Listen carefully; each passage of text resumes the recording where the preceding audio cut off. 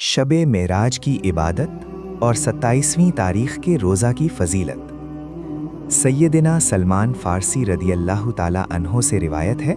आपने फ़रमाया कि रसूल अल्लाह सल्लल्लाहु अलैहि वसल्लम ने इरशाद फ़रमाया,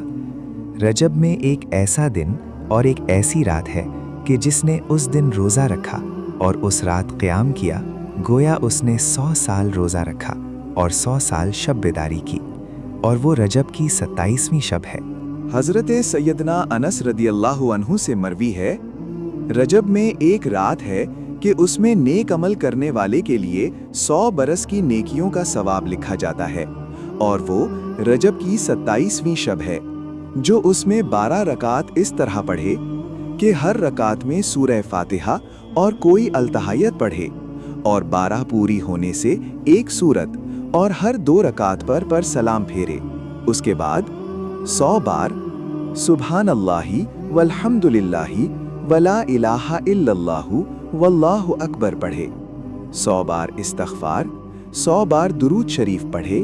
और अपनी दुनिया व आखिरत से मुतालिक जिस चीज़ की चाहे दुआ मांगे, और सुबह को रोज़ा रखे तो अल्लाह पाक उसकी सब दुआएं कबूल फरमाए, सिवाय उस दुआ के जो गुनाह के लिए हो।